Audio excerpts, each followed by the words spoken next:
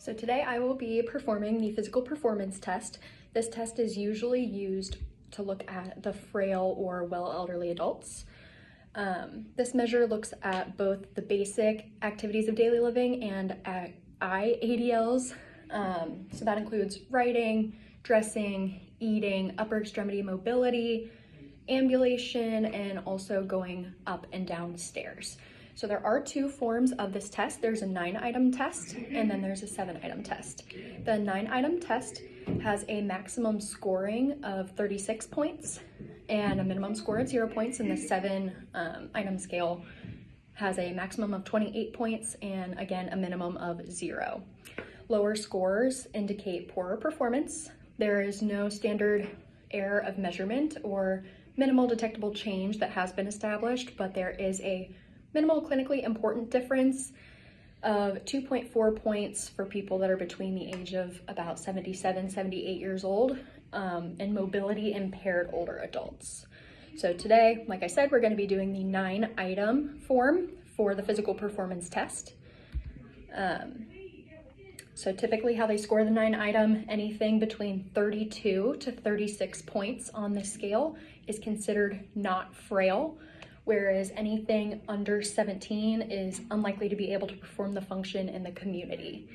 So a lot of these items on these scales for what we're looking at are going to be ranked from 0 to 4. So 4 being that they were able to complete the task, they did it really well, they were stable while doing it, and they were able to do it in the minimum amount of seconds needed or less. 0, unable to perform, and then in between there are different time intervals that are dictated by that. So there's a qualitative score looking at if they were steady, if they were unable to keep their balance, and there's also a quantitative score looking at their time. So I'm here with Ryan, and he's going to be my patient today while I perform the physical performance test. So like I said before, 9 items that we're going to look at. This first one is going to be looking at handwriting and how fast they're able to do it. I do have the scoring here just based on the time. So we have that. And I'm going to have Ryan, can you write the sentence, "Whales live in the blue ocean"? And when I say go, you can go ahead and start. So 1, 2, 3, go.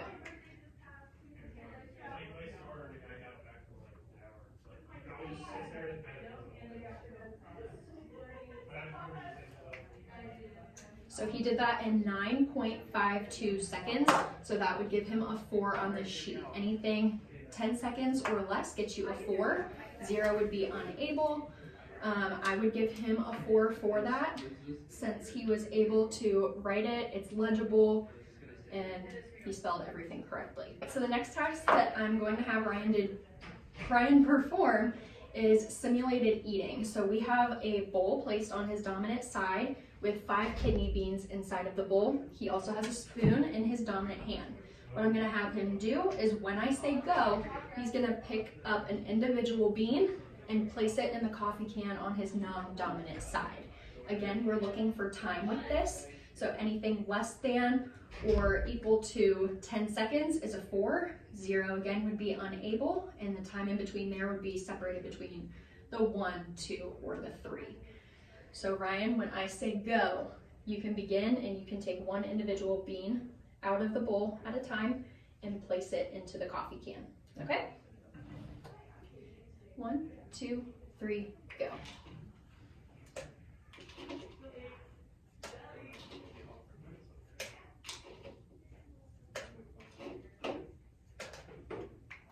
Good job. So he got that in 10.6 seconds. So on that one, he still got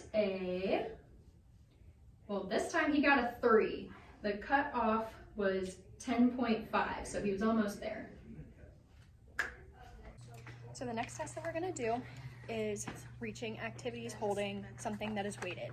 So we have the physician's desk reference book sitting on a table, and what we're going to have Ryan do is he will pick it up while keeping his feet flat on the floor, and he's going to place it at a level that's about shoulder level. So he's going to place it onto this cubby. So Ryan, when I say go, I'm gonna have you pick up the book, turn and place it into the cubby that's shoulder level, okay? So what we're looking for here, still a 0 to 4 scale. We're looking for a time of 2 seconds or less to give him a 4.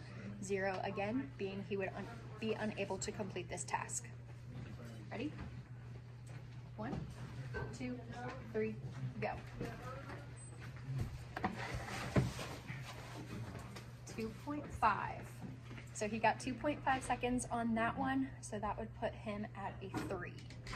So 3 is a score or a time of 2.5 seconds to 4 seconds.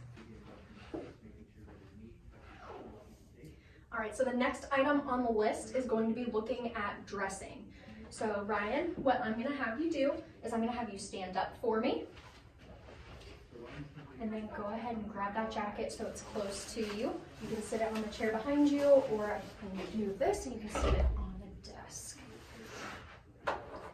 So when I say go, I'm going to have you take the jacket, put the jacket on all the way, and then take it off and then sit it back down, okay?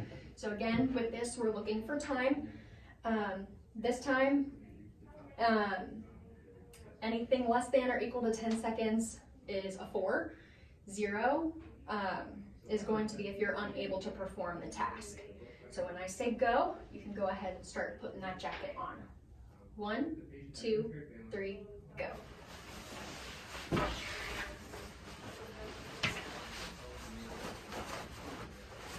Take it off. Great. So he got 11.45 seconds with that one. So that's going to put him at a 3. The next task that we're going to be looking at is if Ryan is able to pick up a penny off of the floor. So we have the penny about a foot away from his dominant foot. So his dominant side being his right. So the penny is about a foot in front of his right foot. Again, we're doing this for time.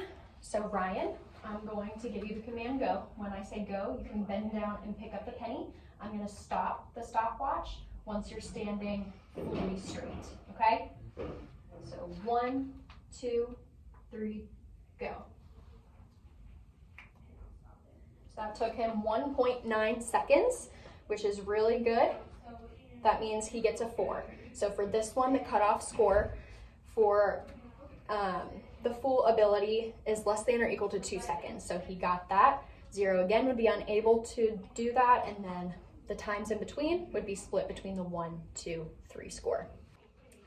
So the next task that I'm going to have Ryan do is he's going to spin in a circle 360 degrees. So with this one, what we're looking for is not going to be based on time. We're going to be looking at how he completes the task. So there's 2 different portions that we're looking to score. One's going to be looking at his steps.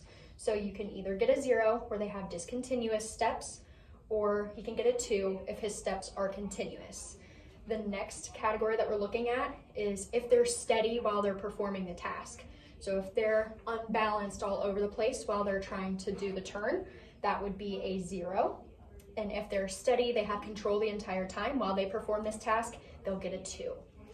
So Ryan, when I say go, what I'm going to have you do is spin in a circle 360 degrees until you're facing me again, okay? 1, 2, 3, go. Good. So for Ryan, I would give him a 2 on both of those. He had continuous steps, he didn't lose his balance, he was very steady. So that would give us a total of 4 in that section for the turning 360 degrees. So the next portion of this test is going to be a 50-foot walk test. So we have it marked out to the pen on the ground over there at 25 feet. So I will have Ryan walk the 25 feet to the pen, turn around, come back, and sit back down into the chair. So Ryan, when I say go, what I'm going to have you do is stand up, walk to the pen, turn back around, and then we're going to sit. Again, we're going to be looking for time on this. What we're looking for to give you the maximum amount of points is 15 seconds or less. Anything less than that will get you a 3, a 2, a 1, and if you're unable to, a 0. So since Ryan is also physically capable, I don't really have to guard him. I don't have a gait belt on him at this time, but if there were a patient that I needed to be contact guard assist, min assist, anything along those lines, I would put a gait belt on the patient. All right, Ryan, when I say go, we're gonna stand up, walk to the pen, and come back, okay? 1, 2, 3, go.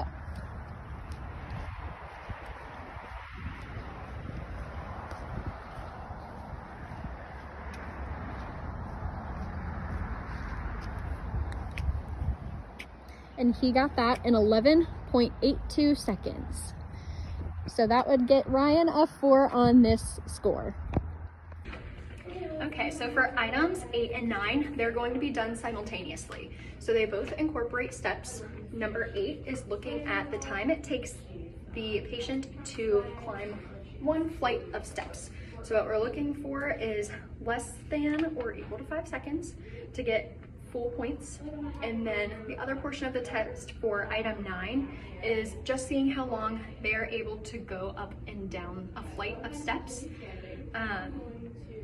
Maximum number of 4. So if they're able to go up 4, they get a 4. If they can only go up one step or one flight of steps up and down, then they would just get a 1. So Ryan, what I'm going to do is I'm going to give you the command go. And when I say go, you're going to go up the steps, and I have it marked off with a pen up there to where I want you to go and turn around. So with this, there is a chance that you may get some chest pain or some shortness of breath. If that does happen, let me know and we'll go ahead and stop the test, okay? So go ahead and step up. Also with Ryan, since he is able to ambulate, use stairs pretty well, he doesn't need a gait belt, but if there were a frail elderly adult or if there was an adult that we would be worried about losing their balance and falls, I would have a gait belt on the patient. So I'm just going to make sure that he's okay by standing near him. All right, Ryan. 1, 2, 3, go. There's one more.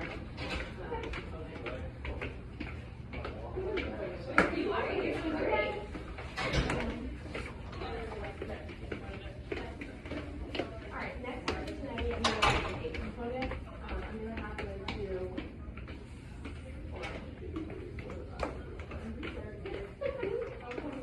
So that's 2. Ready? Set, go. Next citation that we have is an 8 component. There are 7 that we have to how to walk. 3. This will be your last one. Okay?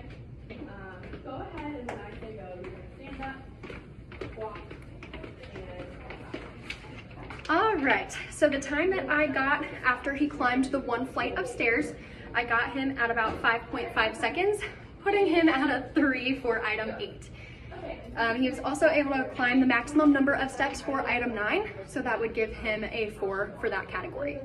So next what we would do is we would take the scoring of all of the items that we have listed and total up their score. Since we did the 9 item, the maximum amount would be 36, minimum would be 0. So I will tally those up and be back with the score. So Ryan has completed all 9 of the items on the physical performance test, and I have added up his scores. So he got a 32 out of 36 on the 9 item form.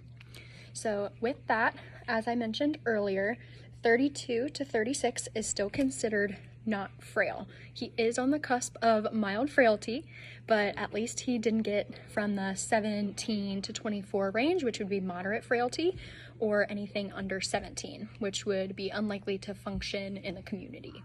So he did well there.